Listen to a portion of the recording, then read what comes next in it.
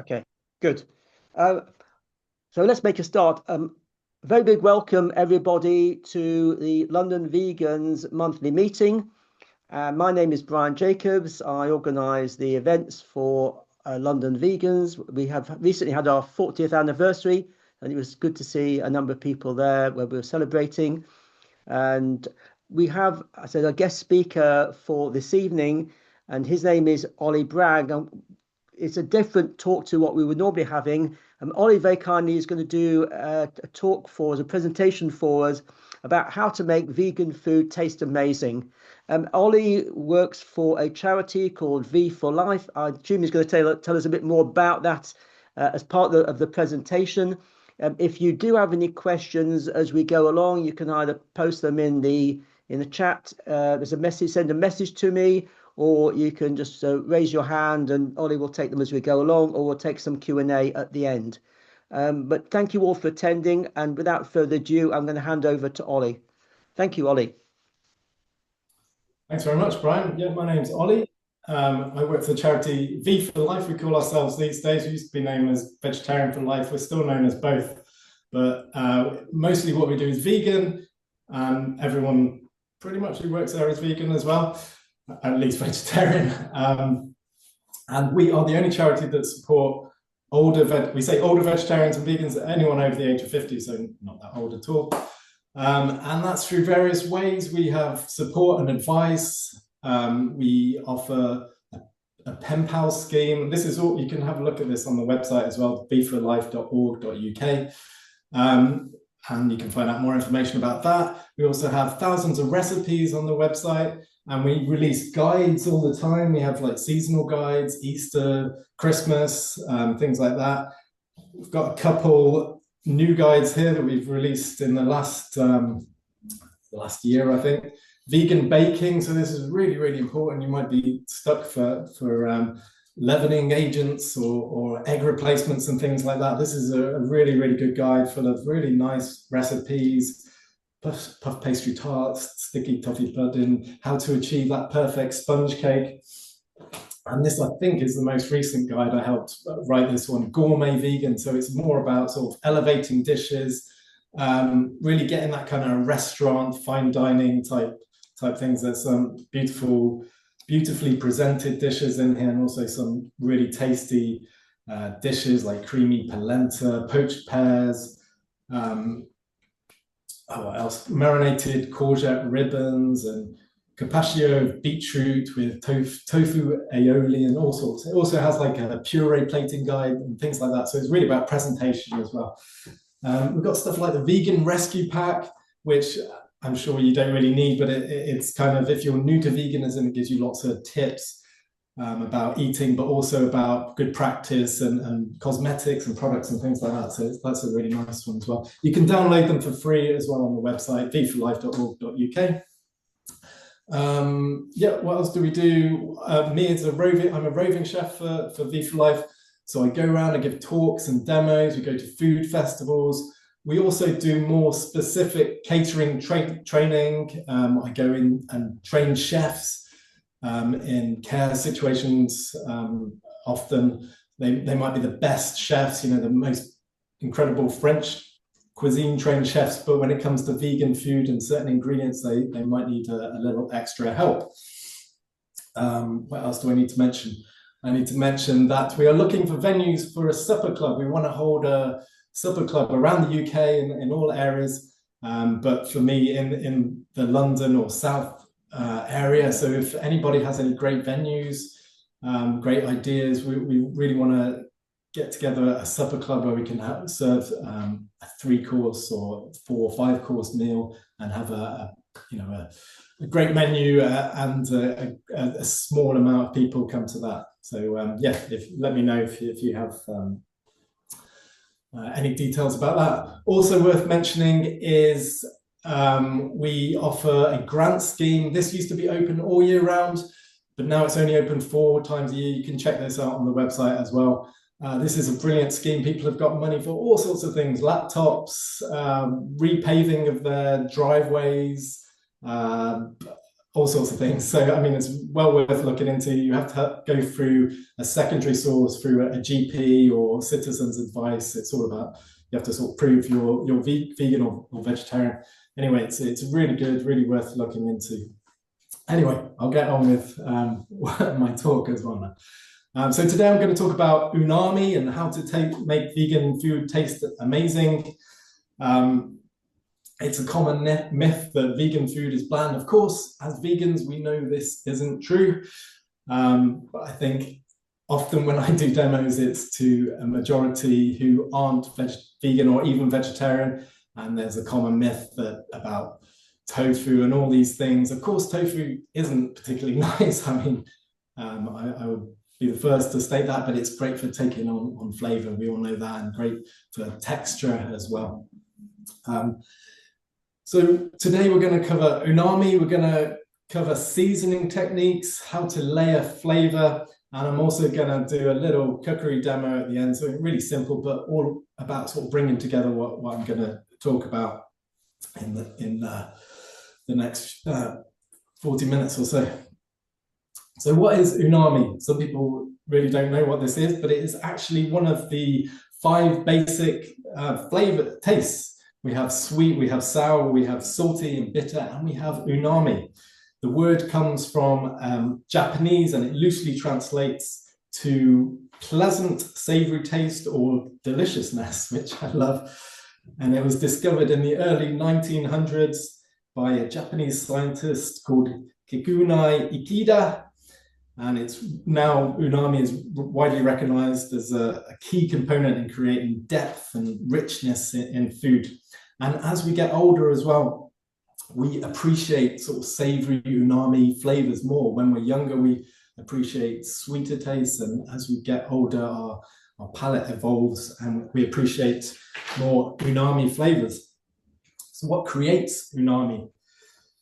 It's made of 3 compounds: glutamate, which we know MSG. MSG is a sort of synthetic chemical fabrication of glutamate, but glutamate is an amino acid in it, and it is produced naturally by lots of food.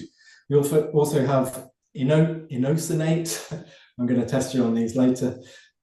And also guanylate. So these are all amino acids, and they make up the 3 compounds of umami flavor. Also, MSG is being used a lot now. It's become quite trendy in restaurants and things, and it's in a lot of Chinese food. People have suffered health effects from this, and this could happen from natural glutamates as well. So you have to be careful, but it's really the sort of synthetic form which is the main culprit of this. So these compounds occur naturally in foods. They're released or intensified through cooking, aging, and fermentation as well. There's lots of foods that are really rich in umami, particularly mushrooms. Shiitake mushrooms, more exotic mushrooms, are really rich in umami. And dried mushrooms as well. You get a concentration of that flavor. So these are some porcini mushrooms, really good in stocks, really good in risotto and things like that. The drying really concentrates that umami flavor. Tomatoes, particularly sun-dried tomatoes, and tomato paste as well. It's really dense in glutamates. It's a really good umami flavor. Soy sauce, miso, anything like that is fermented soy products. It delivers the sort of saltiness and also the umami as well. Nutritional yeast, that vegan favorite. I'm sure we've all got some of this in the cupboard. If you don't, or if you've not even heard of it, it's a fantastic product. It's sold everywhere these days, even in Tesco's big supermarkets as well. It's rich in B12, it's fortified, it's high in zinc, folic acid. I love it, just eating a spoonful of it, but it's really good for creating sauces and things like that as well.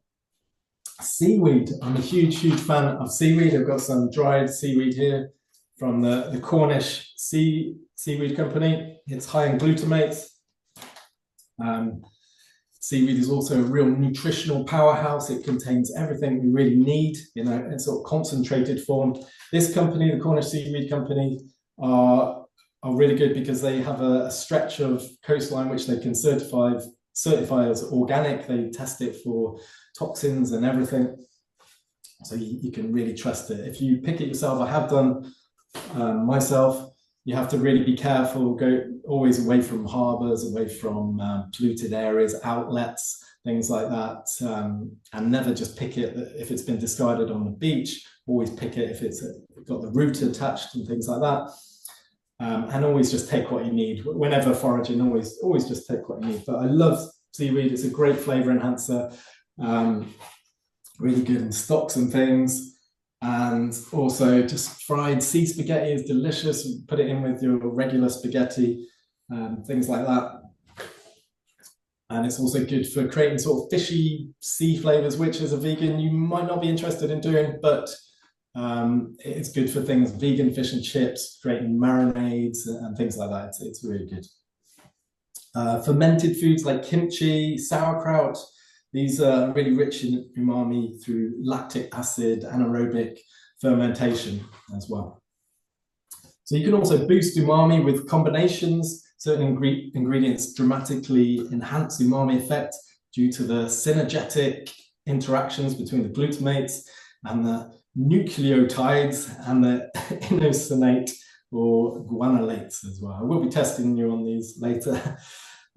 Good examples, mushrooms and soy sauce, tomato paste and nutritional yeast for a sort of umami bomb for great sauces and spreads. Kombu, a seaweed, and shiitake broth, the brilliant Japanese vegan stock. They probably might add some fish as well, but you don't need that at all. And great seasoning is what transforms a decent dish into something memorable. It's not just about salt, it's about understanding the balance between salt, acid, sweetness, and spice. So we'll be covering that in my cookery demo as well. This is a really good book, which really takes you into the science. I don't know if anyone's come across it before. It was the Sunday Times Food Book of the Year. It's got a quote from Nigella Lawson on the front. It's not specifically vegan, all the recipes in it, but the principles are there. You can really sort of read into how to cook and master the elements of good cooking. Sorry, Ollie, I can't see the title of the book. Would you mind just reading it out? Yes, I didn't say that. It's called Salt, Fat, Acid, Heat. It's a beautiful book, and it belongs on every cook's shelf, really. Where have I got to? So salt enhances natural flavors and balances bitterness and blandness. Don't be afraid to salt early with your food, especially when cooking vegetables, grains, things like that. This allows the salt to be absorbed and seasons really deeply. Of course, don't over salt because you can never take it away. Layer your salt a little at a time, and then at the end you can really flavor enhance. Acid, so brightness and balance is acid. Acidity brings freshness and contrast and cuts through the richness and the heaviness of the dish. Common sauces like lemons or citrus and the zest from that as well. Vinegars like balsamic, apple cider, rice vinegar, and also fermented items like pickles and kimchi juice, brine. And these can really make flavors pop at the end. And sweetness as well. A small amount of sweetness can really balance a sour, spicy, or salty flavor. And you can use natural sweeteners, not just refined sugars. You can use maple syrup, dates, and sweet vegetables as well, like carrots and beetroot. Just think about sort of rounding the flavor and not making a dish too sweet, just sort of really balancing those things. And also we have spice. So this gives depth. It's not just all about heat. Spices add complexity, they add earthiness, they add aromatic layers. Smoked paprika can add warmth and smokiness, for example. Cumin can add a lovely sort of earthy nuttiness. Turmeric adds that beautiful bitter grounding flavor. You never want to add too much, of course, it's all about balance. And coriander can add that sort of citrusy floral flavor as well. It's always good to toast your spices. Think about making a fresh curry. Toast those whole spices briefly just to release those oils and really deepen the flavor as well. So start by seasoning early, especially the salt. Taste as you go. The dish sort of evolves during cooking, doesn't it? Can really sort of, sometimes it can be on the precipice of winning or not. And then just at the end, a pinch of salt, a squeeze of lemon, or a dash of vinegar can really make all the difference. Creating deeply flavorful food isn't about a secret ingredient, it's about how you cook. Think about building flavors like composing music. Each step adds a note, and together they create a beautiful harmony. So start with your aromatics. These are really the foundation. So sauteing releases sugars and sulfur, compounds that really serve as the base for savory dishes. Common aromatics like onion or courgette, which I'm going to use in a minute, garlic, ginger. These add sweet earthiness, pungent flavors, even a hot spiciness sometimes with garlic. Ginger adds a warm, peppery, almost citrusy flavor as well. And then there's other things like leeks and celery, shallots, all can do very similar things. So you can sweat your onions slowly over medium heat with salt to draw out moisture and sweetness, but never rush this step. Always, take your time, sweat out the flavor, add the right amount of salt.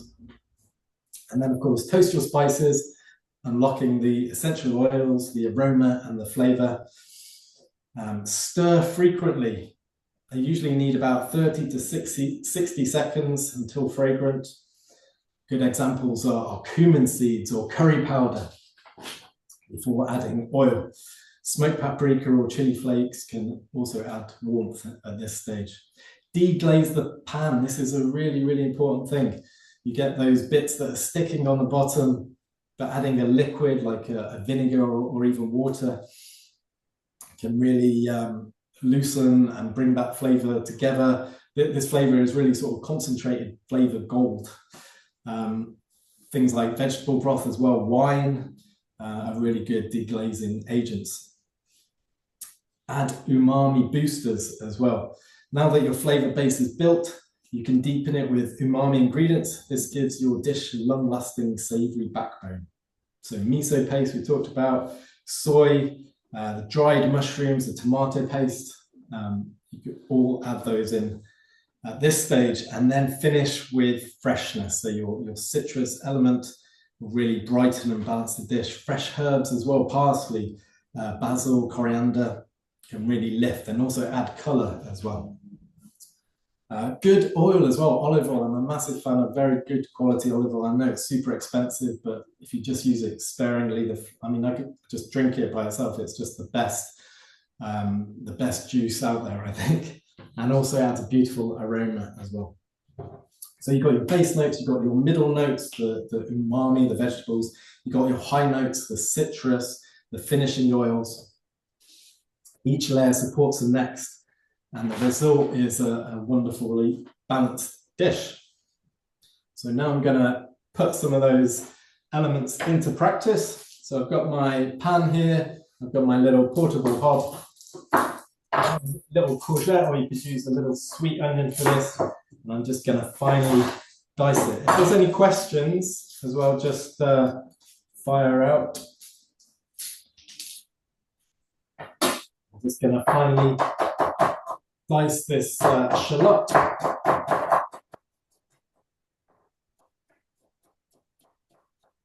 Same with the garlic. One thing I should have done with the garlic is probably chopped it about 10 minutes ago, because garlic has a wonderful property to it, a health property to it, that is released when you chop it. It takes about 10 minutes to really release this compound. I forgot what it's called, but it really enhances its health potentials. So that's a nice little tip if you're when you're cooking, chop your garlic or press your garlic before cooking. I completely forgot to do that, of course. Just gonna chop it very finely, almost mince it up, but you could use a garlic press here as well.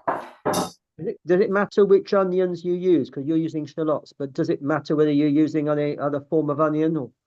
No, absolutely not. You're just creating the base notes here. But yeah, I just had shallots. I like them. They're a little bit sweeter, but they're all from the same family. You know, onions, shallots, leeks, chive. It's all from the same family. So yeah, it's just the aromatics. We've got the garlic, we've got the shallot, and let's get some heat on. So this thing, it's a little bit noisy, but it's ever so powerful. It's really, really good. It's better than my kitchen hob. So it's nice to use. It gets hot very quickly.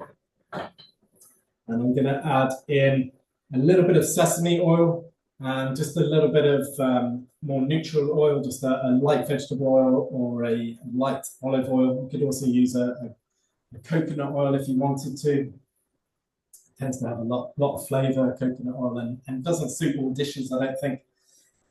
But still a good oil. Okay, so just a dash of oil.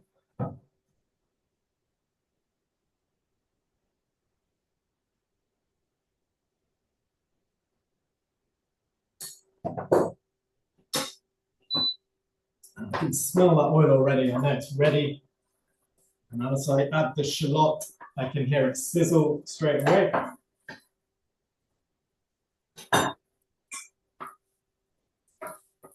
like I say, we don't rush this stage. We're just going to sweat it, really release that flavour. I cooked the same dish that I'm going to make now yesterday. And I added in some tempeh as well for extra protein. This dish doesn't have a lot of protein, which of course is something we're aware of as vegans. So if you want to up the protein, just add in some tempeh or some cubes of tofu, and you can cook that with the shallot. So turn down the temperature a bit if it's catching. And of course, we can add in a little bit of liquid as well. And that's a nice tip. If you want to cut down on oil for frying, you can just dry fry things and just chuck in a little bit of water or a little bit of vinegar. You don't get the same sort of caramelization you do when you don't use oil. Which oils are you using at the moment? I'm using just a light olive oil. Yeah. And I'm using a sesame oil as well.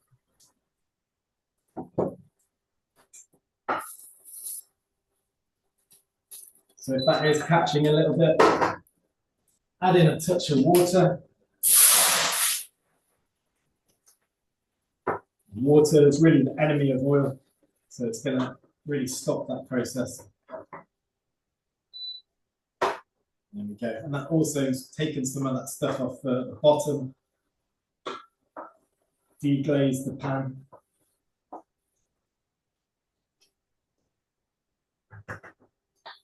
Okay, so I want some ginger now in there.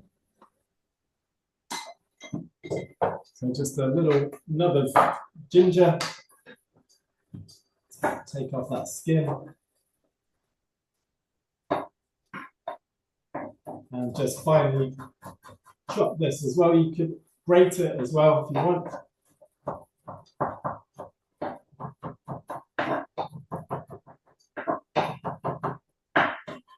Pop in the ginger and then chuck in the garlic as well. So I had 2 cloves of garlic. Never fry garlic with onion. It takes longer. I mean, it doesn't take as long to cook garlic, and it can go bitter, it can taste rancid. Garlic really doesn't need much cooking at all. And obviously, the finer it is, the less cooking it needs. Let's turn up the temperature slightly. And then I'm going to add in my mushrooms, my shiitake mushrooms. So this is the guanylate element of the dish. So just finely slice those mushrooms.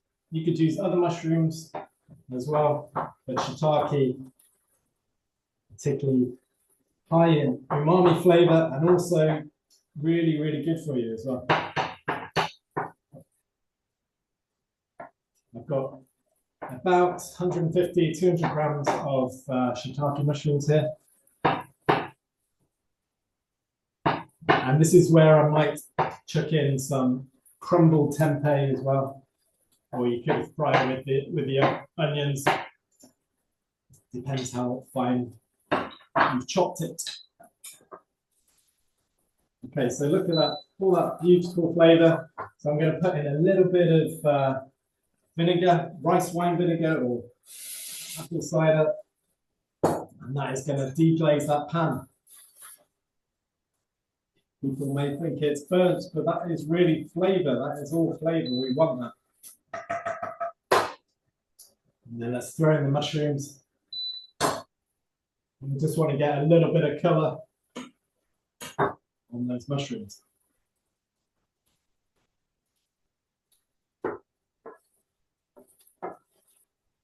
So I'm not going to salt. If I was just cooking mushrooms, I might salt now because it would release some of the water, enhance that flavor. However, I'm going to be mixing up some miso, some soy sauce. I know it's going to be really salty, so I don't want to add in any extra salt.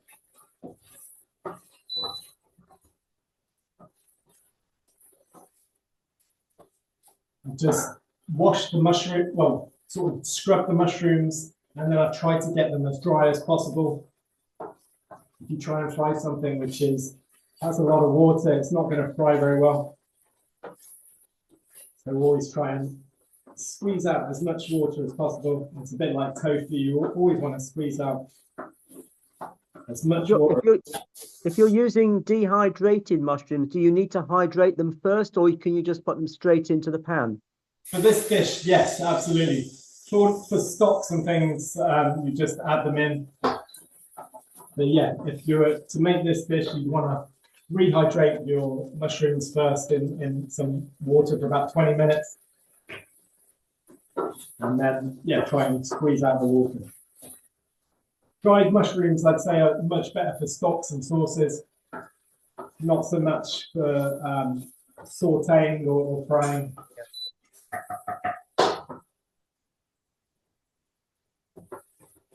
Okay, so we'll turn down the temperature. I'm just going to let that sit. And then I'm going to mix up some miso. Some white miso I've got here. Just about a tablespoon of that. A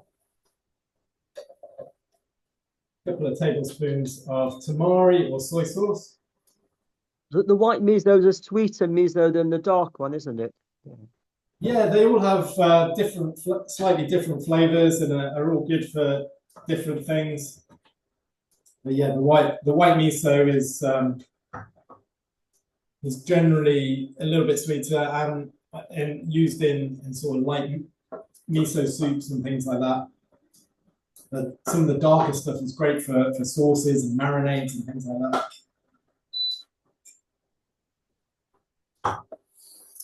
Okay, and then a little bit of sweetness. So I'm using some maple syrup here. Just a tablespoon of that.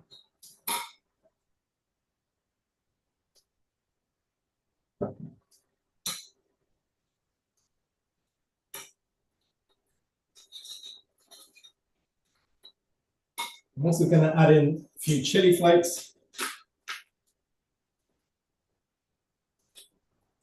Put some in the pan as well. That's entirely optional.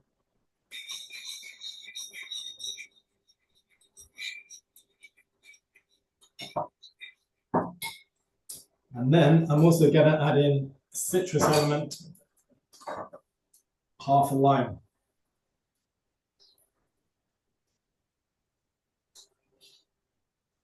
Lime's great with this kind of dish, you know, it's sort of synonymous with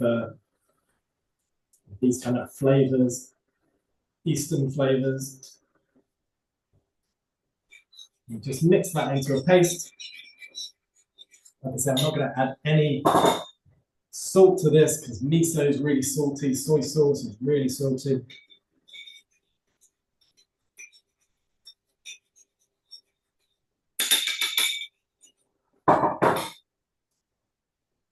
And those mushrooms have been sauteing away. It's incredible how you take a big pile of mushrooms and you cook them and it just shrinks to nothing. A bit like spinach as well. There's so much water there.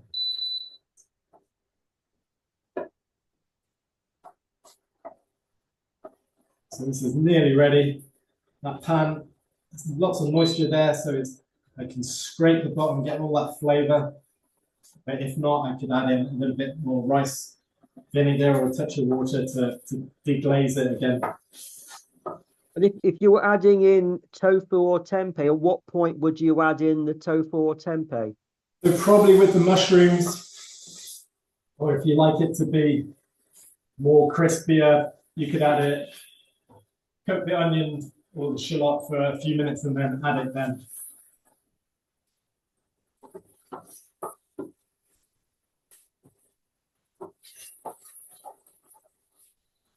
It smells incredible.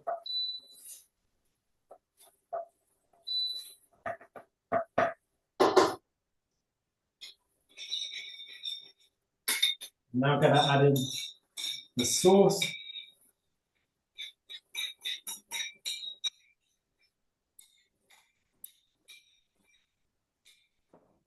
Going to let that bubble away just for a minute or so until it goes a little bit glossy. I don't want to overcook that lime, that freshness.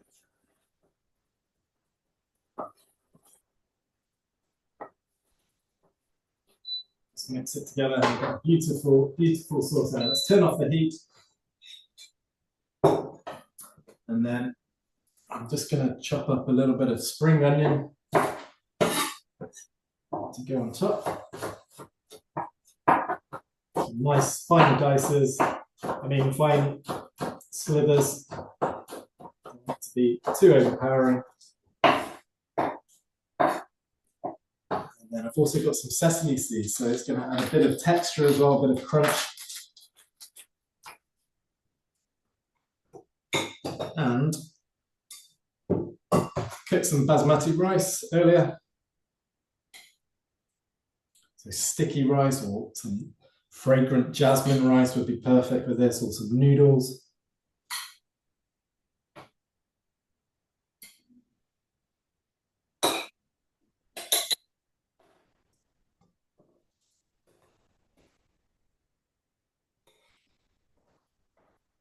Now I've got my mushroom dish with all the lovely, balanced, hopefully,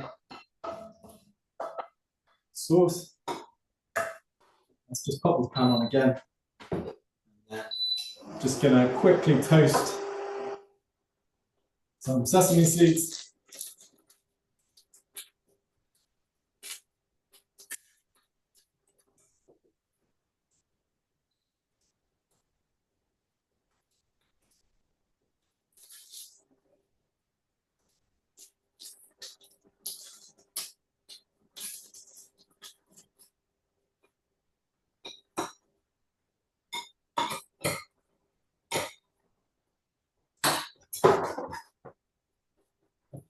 So I'll pop over the spring onions over the top.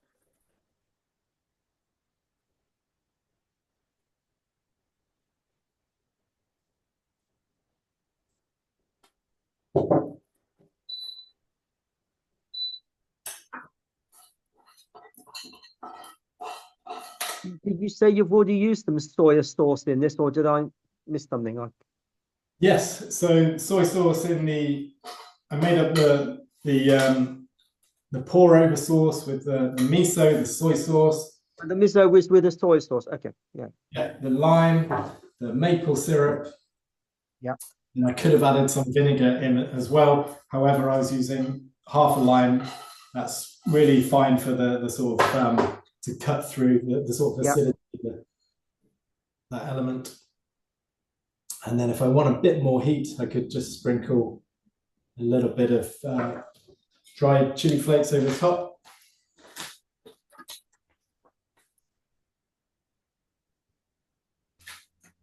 Not too many. And there we go. A little bit of coriander maybe as well would be good. And there you go. Wow. There's my tea. Let's have a little taste. Okay.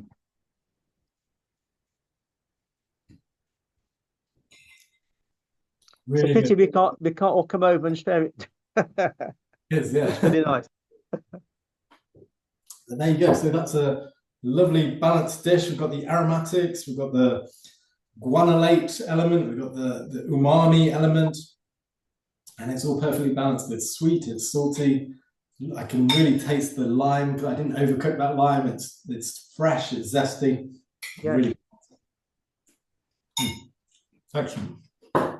Really tasty. It's super simple, but it's really sort of just to bring together those elements I was talking about. And like I say, this dish is lacking in protein. We've got, I mean, mushrooms are a really good meat substitute, and they're really good in lots of dishes. They've got that sort of texture. They also have vitamin D and some B vitamins and things like that, which were often might be lacking on vegan diet. But yeah, protein, definitely you can up the protein with some marinated tempeh or some tofu or even some beans on the side.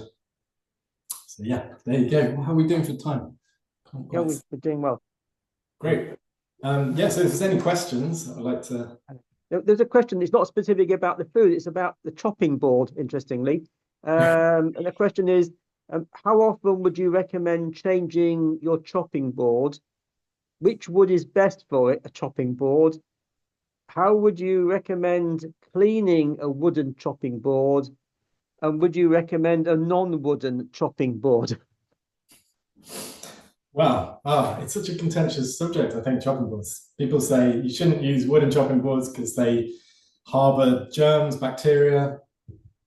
But plastic ones, you use plastic ones, you're always creating microplastics, and that all goes into your food, which is no good. We found plastics have been found in people's brains and all organs, so that can't be a good thing either.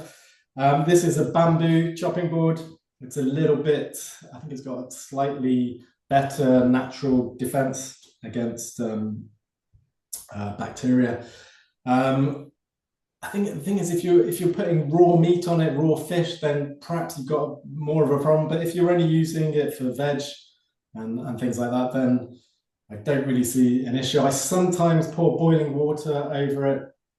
But no, generally just give it a good scrub with an anti-bac spray.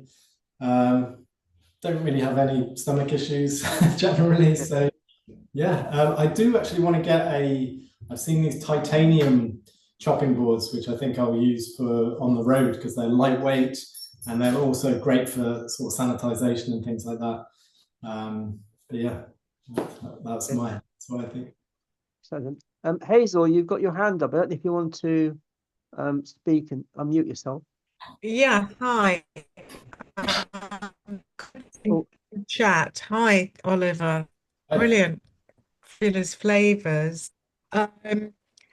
When I cook tofu, I you mentioned putting it in earlier so that it would be crispy, more crispy. Was that right? Yeah. Yeah. I like it, when you do a dish with crispy tofu, but mine never seems to work out like that. Like it's like you're doing it barbecue, but it's not. What would be your advice? You could also cook. I should have really done a dish with tofu, shouldn't I, or tempeh as well. You could also cook the tofu first and get it perfect, and then take it out and cook all the other elements and then combine the two at the end just to heat it through. But tofu is really about squeezing out that water. So you want to salt it, chop it up, salt it, press it with something heavy for an hour, you know, and wrap it in tea towels. Just get all that water out. You can also do another method, which I really like. Use corn flour or another sort of starchy root powder, arrowroot or something.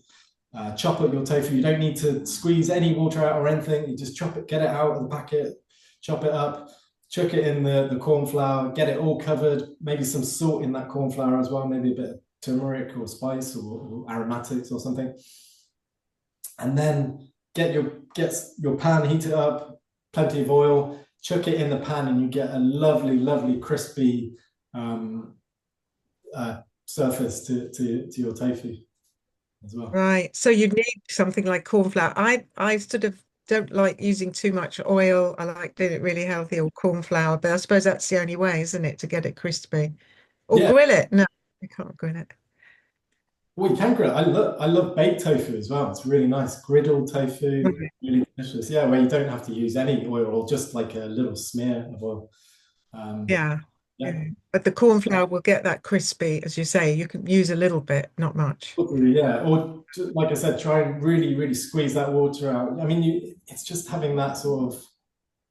Sometimes, you know, you come to cook dinner and you're like, oh, I've got tofu, but I need to have squeezed all that water out an hour ago or whatever. So yeah, I understand it can be a bit tricky. Yeah.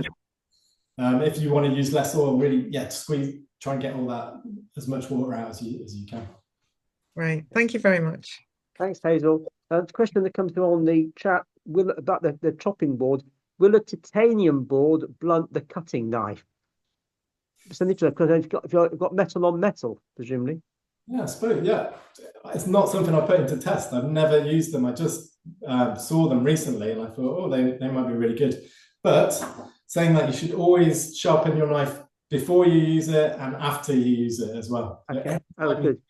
Every time you use your knife, give it a few strokes on the steel or whatever you use on your knife, and then just before you wash it, you put it away, give it another sharpen as well. I mean, that's what we do in kitchens, but it's hard. And that particular knife you've got there, because they're all different chopping knives. And we went a long time ago. We went to a Japanese cookery class, and they've got a more oblong shaped knife. But this one is a sort of a curved knife. But you're using that even for doing small things as well, with like cutting small vegetables. You only really need. This is a 20 centimeter blade. You only really need. That's your chef knife. That's your main instrument in the kitchen. Keep it sharp, and then you might need a serrated knife for bread and things like that. And then you might want just a really small knife for paring and things like that. Those are the only knives you will ever really need. 3 knives. You don't need any more than that, to be honest. Yeah.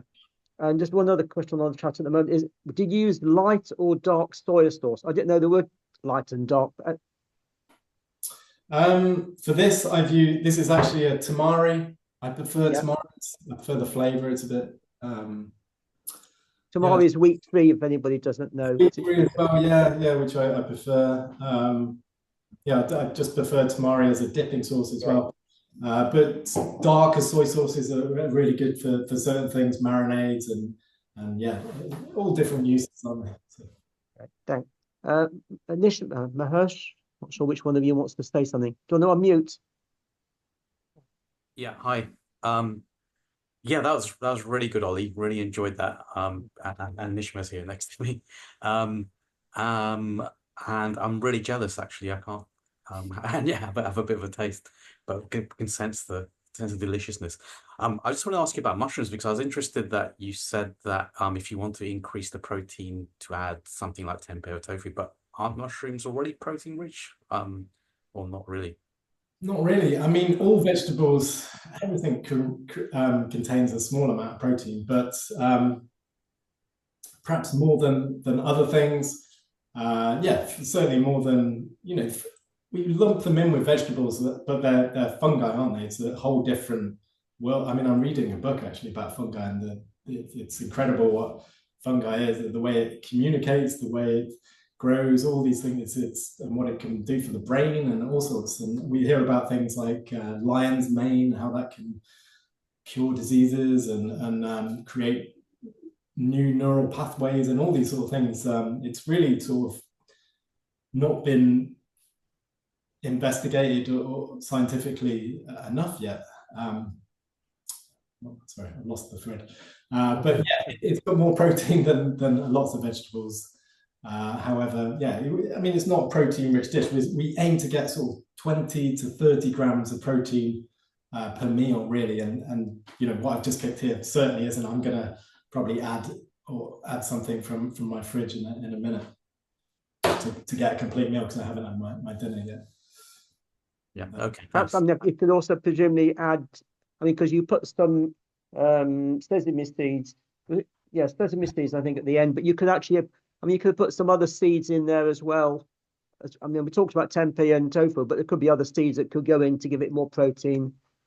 Absolutely, yes. Seeds are all really, really good sources of protein, aren't they? And also increasing the dietary fibre as well. Yeah. Good. John, do you want to unmute? Yes, hello there. Yeah, who's feeling peckish? Just wondering, I know from a health aspect, which many vegans take into account, would you be able to do what you've just done on an air fryer? I've never used an air fryer, but I hear about them as an alternative to frying. Could you have done that with an air fryer? I don't see why not. I don't see why not. I've not really experimented with them enough. My dad loves it. He makes everything. He's done cakes in them. He uses it for everything. He doesn't really use the oven anymore. I mean, I'd probably say not, because I know they're supposed to save. I mean, you could absolutely, yeah, but you're adding in little bits. You're adding in, you know, your onion. It might be hard to sort of observe. Whereas when you're cooking things on the stove top, you can really sort of observe things. You can't stir things around in an air fryer. You usually leave things in there and they cook, rather than what you're doing with a frying pan. So I think you could bake. Going back, people do bake tofu in an air fryer. So I mean, you could do the tofu, and the tempeh could be in there. But I don't know that I don't know that it would work in terms of what you were doing with the stir fry and the onions, because they'd just be sitting there and marinating, which is what you. Because an air fryer is just basically a mini oven. Absolutely, yeah. I totally agree with that. They definitely have their place, and they're really good for healthier frying. And yeah, the mushrooms might be nice in there. You could really crisp up the mushrooms. And if we were using tofu or tempeh, though, I've had tofu baked in air fryers, and it's really, really good. Right. Yeah. Cheers. Thank you. Thanks, John. Any other questions? We'll see if there are any. So just reviewing what you said earlier on about, because where's my little note that I made? You said sweet, sour, salty, bitter, and umami. Yeah. And I think did you include all of those in there in some form? I think. Yes. Absolutely. Yeah. Recollection. Yeah, you've got all the different combination. But if you leave some out, does it? I mean, if you've got some out, it's by adding the extra one in, does it improves it and makes it even better? Is that what you would suggest?